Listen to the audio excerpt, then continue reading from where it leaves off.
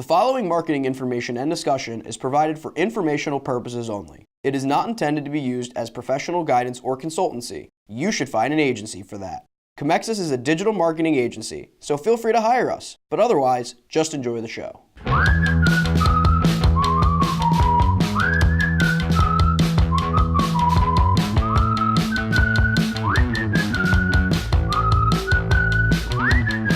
Hello everyone, welcome to The Buyer's Journey by Comexis, a discussion-based podcast on the ever-changing marketing landscape that affects how your customers and clients purchase, ultimately optimizing your marketing efforts. I'm Matthew McGroarty, the social media content producer here at Comexis. I'm Len Ward, the managing partner at Comexis. And I'm Josh Lyons, the digital marketing coordinator here at Comexis. So today is Tuesday and we're talking about the consideration stage of the buyer's journey. And the consideration stage of the buyer's journey, for those who need a little refresher, is when a potential customer or client is already aware of a problem that they have and they are now looking for solutions on a search engine, for example, or they are already aware of your product and they want to find more information on it, find either specifications, reviews, other things like that, as they begin to consider whether or not they are going to purchase your product, which is the next stage of the buyer's journey. And part of that, as I alluded to a couple seconds ago, is that Google is a powerful search engine for the consideration phase of the buyer's journey. So Len, can you tell me why and how in the many different ways that Google is great for the consideration stage of the buyer's journey? Google is very important in the consideration stage. In my opinion, it's probably the most important aspect of the consideration stage, the most important platform you have to be on. Not only can you retarget individuals on Google Display Network or on, say, YouTube, which is a Google product, once they become aware of your product. But another thing is that a lot of people enter in the consideration stage. You have to think about somebody who maybe was in a car accident and they type in, "I was in a car accident, can I sue?" Or maybe there's, my basement is flooding, can I get a water damage company? So a lot of times the awareness stage doesn't even play into an advertising campaign at all. It's somebody who's looking for an answer now. Where do they go? 93% of people who start a search started at a search engine. They don't start at a billboard, they don't start at a radio ad, they started at Google. So Google AdWords, local Google, meaning your Google Maps, and of course Google search engine optimization is an extremely part, if not the most important part of the consideration stage. Okay, and can you tell me a little bit about how like pay-per-click on Google and different things like that sort of play in? So, that's kind of like a really big question, but that's what we're here to answer. So, Google pay-per-click historically tends to the people who are looking for an emergency and want an answer right now. My electric's out, I need an electrician, or my plumbing's broke, I need something like that. So historically, somebody who needs an answer, looking for something pretty quick, they're looking to make a purchase rather quickly, that's where pay-per-click tends to work well. That doesn't mean that you may not have a product that takes 9 months that somebody doesn't enter into your funnel where pay-per-click doesn't work. We think it works for everywhere, but the conversion rates typically are people who have an emergency service.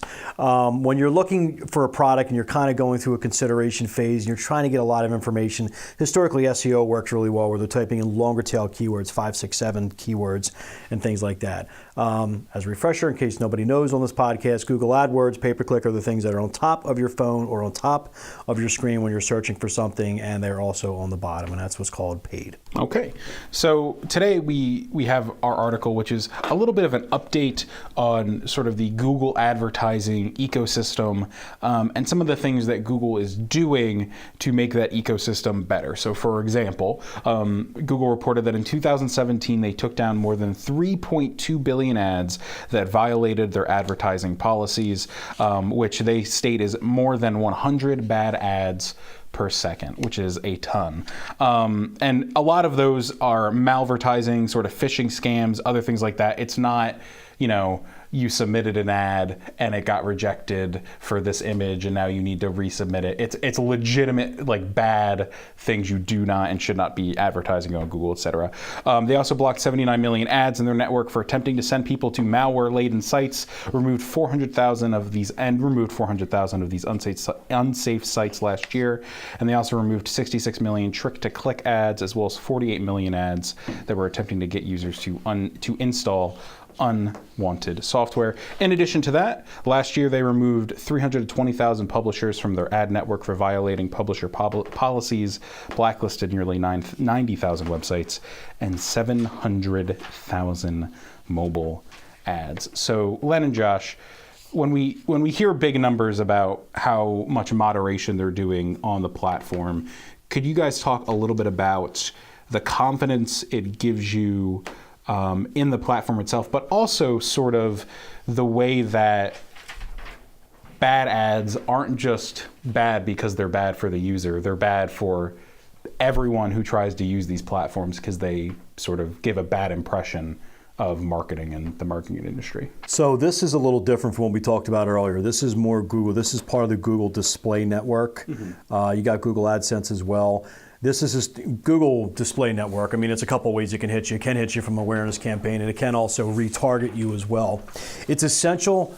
Google makes their money multiple ways, but the two main ways they make their money is on Google pay-per-click, which is search, which as I mentioned, and then Google Display Network. Those are those little banner ads you see if you're on CNN or whatever. You go to ESPN. Google basically comes in and they have an inventory where they can place your ads.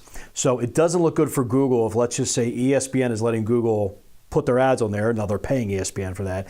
And the ads that are running on there are ads that could be phishing scams, malware, things like that. It's essential that Google never gets the reputation of running ads like that on your website, which could be harmful to your website because users may not come to your site. So this is, while these numbers are good and that's great, I'm really proud of Google for doing that. The reality of the situation is that's your job. Your job is to go in and do this because you're getting paid to do this. So, but these types of things are out there. So yes, when you are mixed up on the Google Display Network, sometimes there will be ads like this. But this doesn't really mean if you're an advertiser you have to be concerned. It's more if you are a platform where those ads are being displayed on your platform, that's where it's a bit of a concern. So it's kind of a little bit of a complicated thing, but it's not as complicated as you think. But historically, that's what Google kind of goes through and makes sure that they go in, look at this stuff, remove that stuff, and so forth. I like the analogy of you're just doing your job by making sure these things aren't, because what that reminds me of is other platforms that don't do their jobs as well and have only more recently been doing so. Josh, can you talk about a little? I'm throwing you on the spot here, Josh. Oh God, don't worry. But I'm going to give you a good setup, so don't worry. All right, let's see. Can you tell me a little bit about how hearing these numbers is nice compared to, say, Instagram, who only more recently has been banning huge waves of like bots and things like that, which do, as we mentioned in the past when we talked about influencer marketing, sort of hurt the image of influencer marketing and sort of make people wish there was more transparency behind that. Yeah, well, I mean, sort of just like what Len said, you have something like ESPN where if there are these phishing scams on the display network, and first of all, as me going on to ESPN, I'm going to be mad at ESPN if I click on a phishing scam. ESPN's going to be mad at Google because Google didn't take it down, and then no one's happy. Mm-hmm. So the fact that Google is taking out millions and millions of ads to help put a good impact on the community, most people think, oh, Google's just doing this so they can save money, they can do this, they can do that, because everyone wants money in itself. But the way I see it is that it's not just helping Google, it's helping literally everyone. There's no disadvantage to any person who's running a site, going on the site, or if you're Google and you're monitoring the site. So there's a disadvantage to the scammer, I guess, but right. I don't know if I really care if they're advantaged or not. Exactly. So it's not, I guess if you think about it, it's just, it's their job, like just like what Len said, it's their job. This is what they're supposed to be doing. And like, this is how things are supposed to be run. So I guess good for Google. Yeah. Great work, Google. Thank you for doing your job. There's a lot more to this report. We're not going to go over all of it, so it'll be linked in the blog description. Just some nice numbers to see what they're doing. I appreciate the transparency. It's one of the small times that Google is transparent about certain things and not about other things. One thing in the report that I particularly liked was they mention headlines such as Ellen DeGeneres adopts a baby elephant. They're getting rid of scammers who are trying to basically take tabloid-esque written headlines. Clickbait. Yeah, I mean, it's clickbait, yeah.